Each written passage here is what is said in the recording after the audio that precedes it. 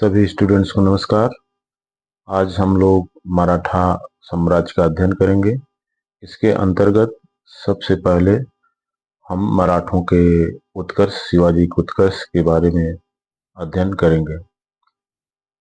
औरंगजेब के समय में मुगल साम्राज्य अपने चरमोत्कर्ष पर था। शिवाजी के नेतृत्व में मराठों के उत्थान ने उसे गहरा आघात पहुंचाया। यही कारण है कि औरंगजेब को अपने शासन के अंतिम 25 वर्ष औरंगजेब को अपने शासन के अंतिम 25 वर्ष दक्कन में मराठों के साथ भीषण संघर्ष में बिताने पड़े। कहां पर? दक्कन में। दक्कन क्षेत्र में मराठों के साथ औरंगजेब को भीषण संघर्ष में बिताने पड़े और वो दक्षिण में उलझा रहा। मराठों के विरुद्ध चलने वाला दीर्घ संघर्ष, ये जो मराठों के विरुद्ध चलने वाला दीर्घ संघर्ष था, इसी ने अंततः मुगल साम्राज्य का जो पतन हुआ उसके बड़े कारणों में से एक कारण रहा। ठीक है। मुगल साम्राज्य के पतन के कारणों में से एक कारण रहा। ये मराठे जो थे ये दुर्जय बने रहे। कब तक दुर्जय बने रहे? ये मराठे पानीपत के तीसरे युद्ध में अपनी पराजय तक दुर्जय बने रहे और इनको मराठों को हराना आसान काम नहीं था।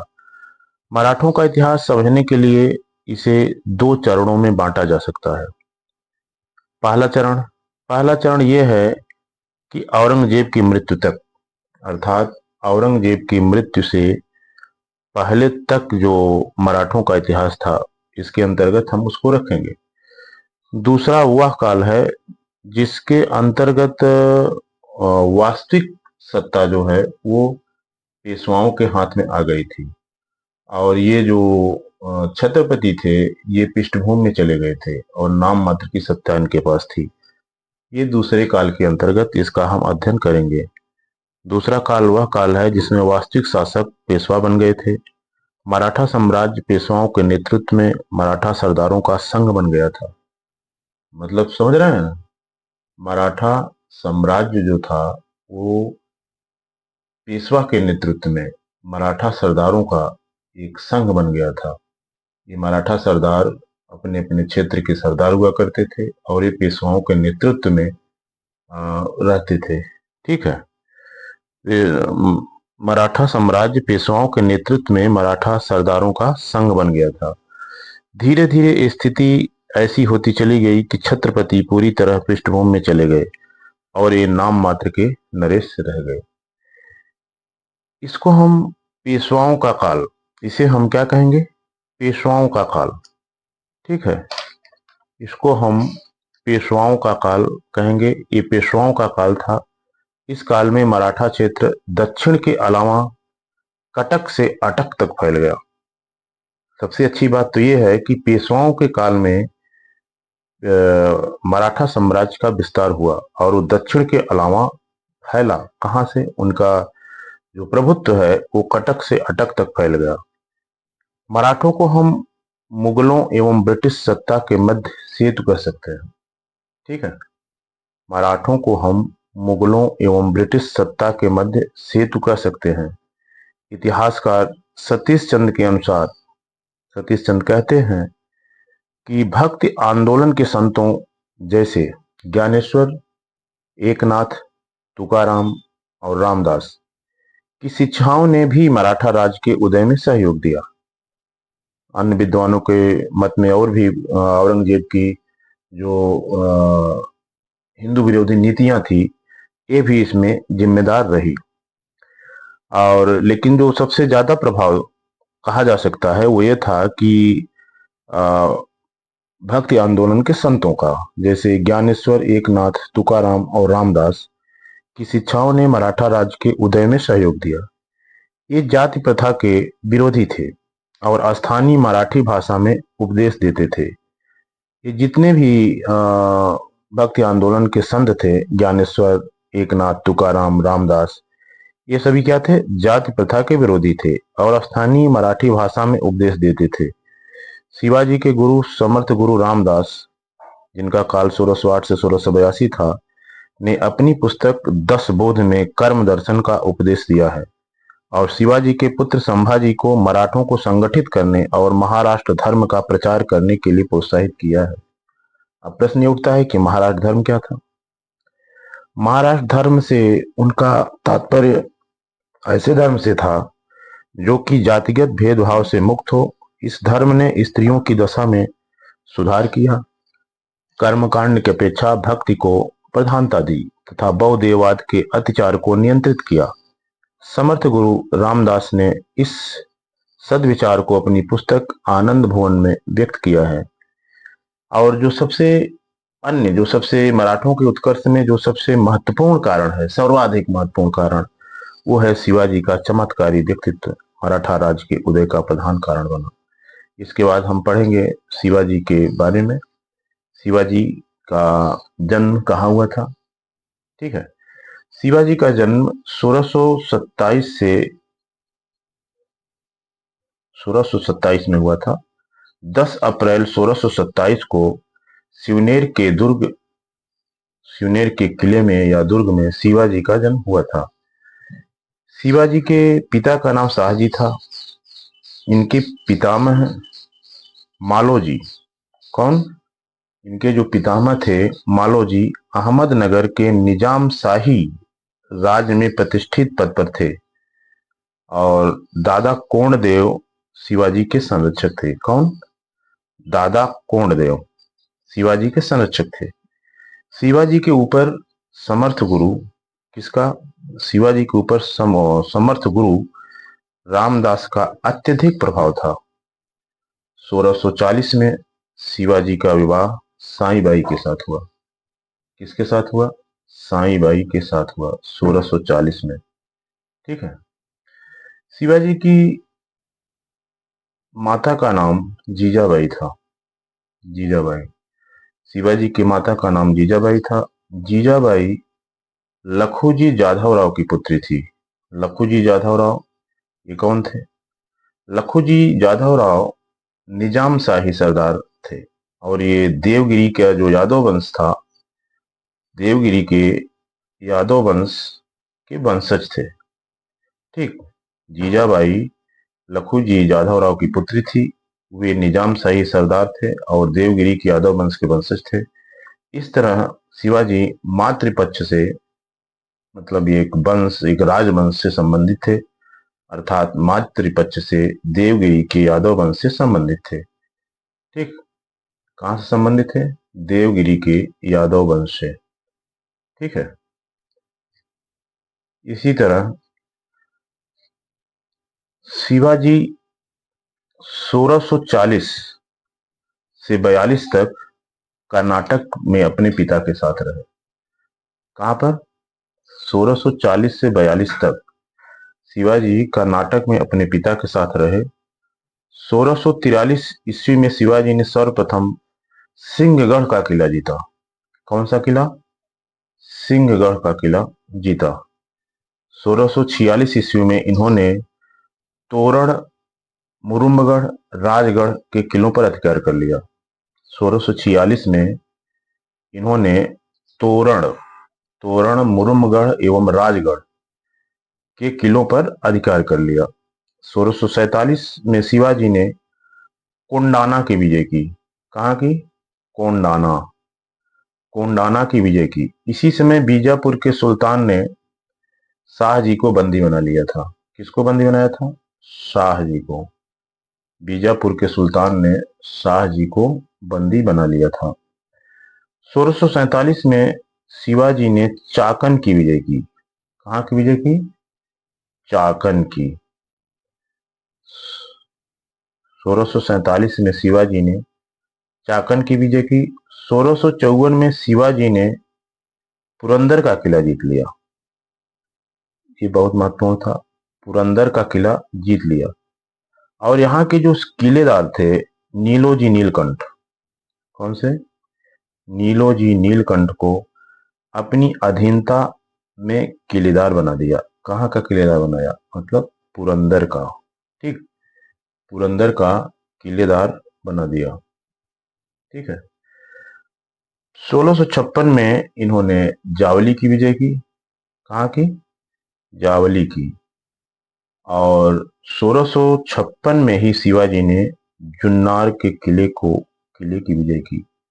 1656 में ही शिवाजी ने जुन्नार के किले की विजय की। इस तरह 1657, अब समय आ गया 1657। ठीक, शिवाजी ने 1657 में शिवाजी की पहली बार, कब? 1657 में शिवाजी का पहली बार औरंगजेब से मुकाबला हुआ। अभी तक औरंगजेब से इसका मुकाबला, शिवाजी का मुकाबला नहीं हुआ था। कब हुआ? अहमदनगर और जुन्नार पर आक्रमण के समय शिवाजी का मुकाबला औरंगजेब से अहमदनगर और जुन्नार पर आक्रमण के समय हुआ। यहाँ पर शिवाजी पीछे हट गए। शिवाजी कूटनीतिज्ञ भी थे, जब उनको थोड़ा सा समझ में आया कि अभी ठीक नहीं है तो पीछे हट गए। 1657 में शिवाजी ने कोंकण क्षेत्र की विजय की। कहाँ की? कोंकण क्षेत्र की विजय। इसके बाद जो सबसे शिवाजी के इतिहास में जो सबसे महत्वपूर्ण संघर्ष है, उसमें अफजल खां का संघर्ष महत्वपूर्ण है। क्यों महत्वपूर्ण है? क्योंकि अफजल खां शिवाजी को धोखे से मारना चाहता था। उसने जो रणनीति बनाई थी उसके अनुसार वो शिवाजी की हत्या धोखे से करना चाहता था। 1659 ईस्वी में बीजापुर राज्य ने अपने एक सरदार, जो उसका काफी महत्वपूर्ण सरदार था, अफजल खां को शिवाजी को मार डालने या बंदी बनाने के लिए भेजा। मार डालने या बंदी बनाने के लिए भेजा। अफजल खां ने कृष्णजी भास्कर एक उसके दूत थे, और अफजल खान ने कृष्णजी भास्कर नामक दूत भेज करके शिवाजी से कहा कि वो प्रतापगढ़ के जंगलों में शिवाजी से मिलना चाहता है। वहां पर उसकी रणनीति ये थी कि धोखे से शिवाजी को मार देगा। लेकिन ठहरे शिवाजी कूटनीतिक व्यक्ति, इन्होंने क्या किया कि अपनी सेना भी साथ में ले लिए और उनको जंगलों में छिपा दिए, और साथ ही खुद अपने को एक कवच पहन के गए थे, ताकि जब वो अटैक करेगा तो उसको बदला ले लेंगे।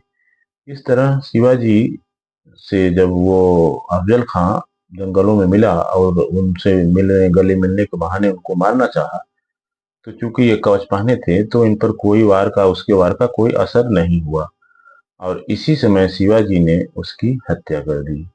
और जो अन्य जो शिवाजी के साथ गई सेना थी, वो पूरे अफजल की सेना पर टूट पड़ी और एक एक को मौत के घाट उतार दिया।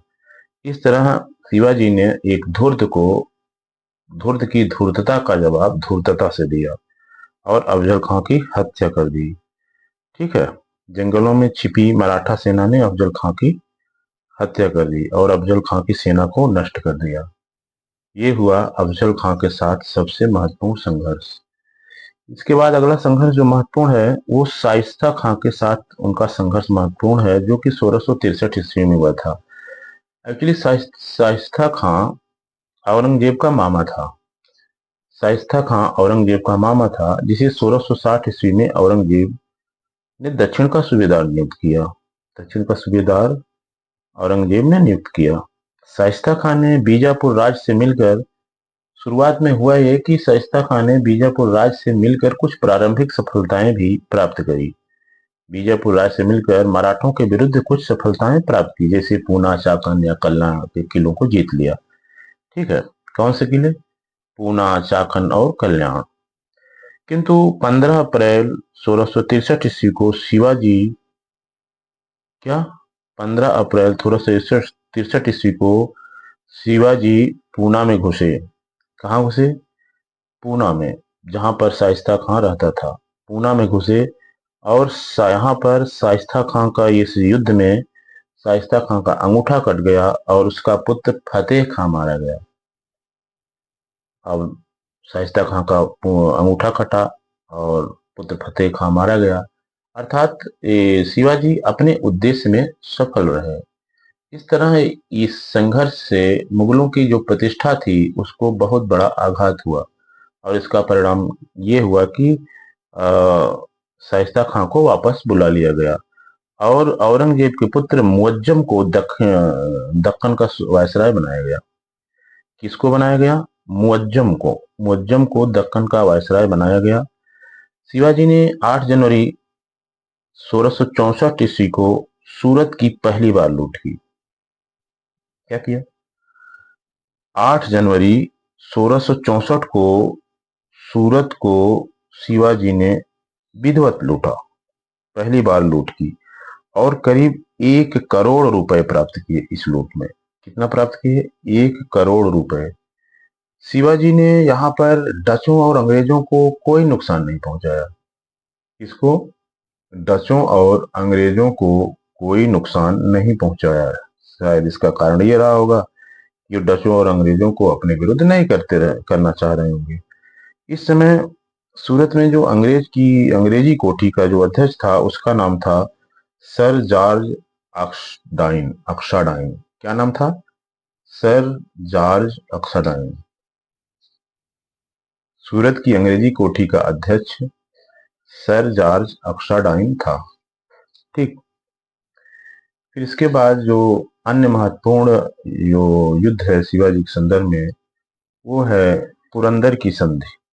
22 जून 1665 की होती है। पुरंदर की संधि 22 जून 1665 को होती है। इसमें शिवाजी और कछवाहा राजा जयसिंह के मध्य पुरंदर की संधि होती है, क्योंकि जयसिंह को दक्षिण का सूबेदार नियुक्त किया गया था इसी के बाद, और उनको पर्याप्त शक्तियों के साथ, उनको पूरे अधिकार के साथ नियुक्त किया गया था। तो इस स्थिति में ये पुरंदर की संधि शिवाजी ने पुरंदर की संधि कर लेना उचित समझा और इन्होंने पुरंदर की संधि करी। ठीक है। इस संधि में के समय मनुची भी उपस्थित था। मनुची एक यात्री था। संधि के अनुसार शिवाजी को 35 किलो में से, जो शिवाजी के दुर्ग थे, 35 दुर्गों में से 23 किले मुगलों को दे देने थे।